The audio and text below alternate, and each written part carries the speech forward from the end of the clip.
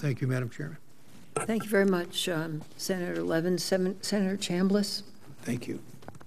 Thanks, Madam Chairman, and welcome, General. As I told you in our telephone conversation after the President nominated you, I'm not sure why you want to come back before this committee again for this job, because as you stated in your article you wrote recently, this is probably the toughest job in the intelligence community, and your willingness to serve, particularly with your background in intel community, says an awful lot about you, and we're fortunate to have you.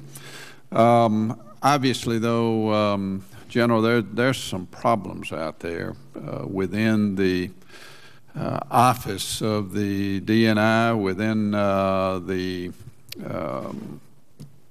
community itself, that are going to have to be addressed.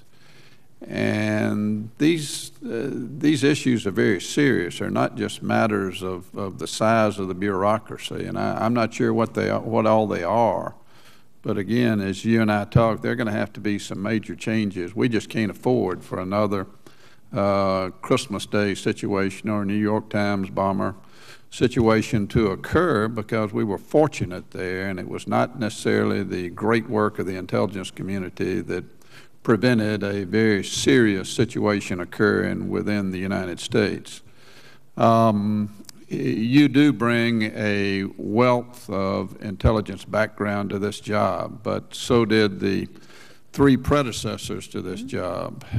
You probably have more experience than all of them, but still, you have been involved, and these are friends of yours. They're individuals that you've worked with, you've associated with, and somewhere along the line, there have been some apparently systemic failures that are going to have to be addressed to individuals that you have worked with. So it's not going to be any easier for you than for any of your predecessors. My question is, knowing that we can't afford for another situation like Christmas Day or the New York Times Square situation, or the Fort Hood situation to occur, where we had an awful lot of signs and where nobody connected the dots in spite of the statute being very clear as to who is to connect those dots, and that's going to be under your jurisdiction.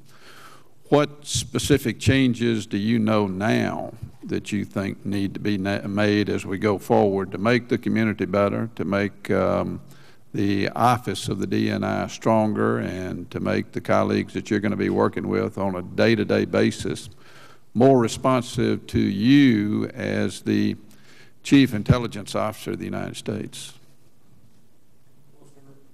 First of all, thanks for your introductory comment. I appreciate that.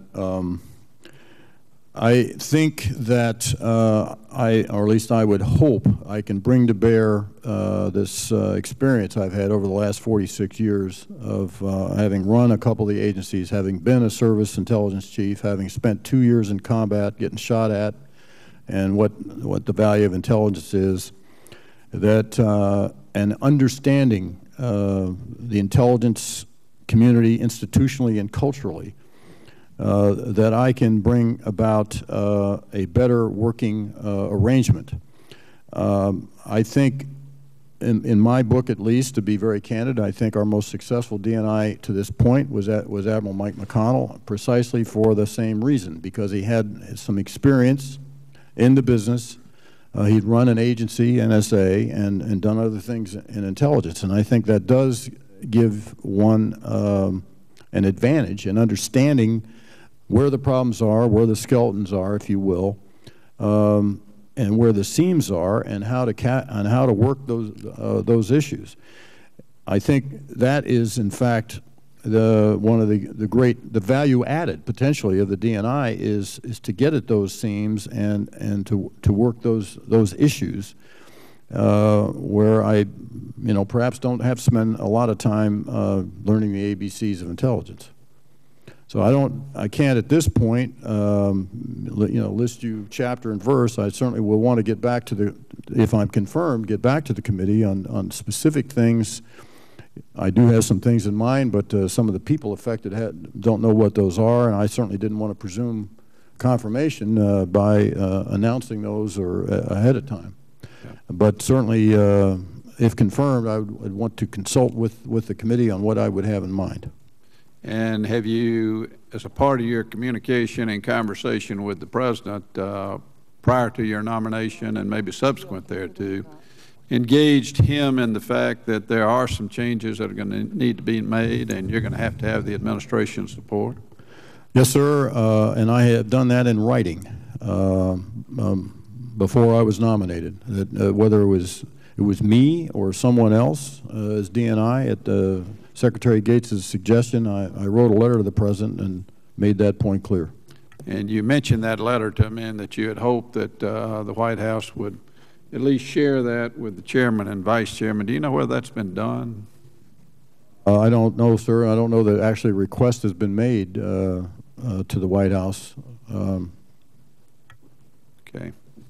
Well, General, you, I've known you for a long time, seen you operate, and you are certainly well qualified for this job. It is going to be a tough job, but I hope you know and understand that this committee is here to help you, and we want to make sure from an oversight standpoint that you've got the right kind of policy support and political support from this side of Pennsylvania Avenue, and we assume that it'll be there from the other side. So we look forward to working closely with you. Sir, I appreciate that, and that is absolutely crucial. That I don't believe oversight it necessarily has to be or implies an adversarial relationship. And I would need, if I'm confirmed, I would need the support of this committee to bring about those changes that you've just talked about.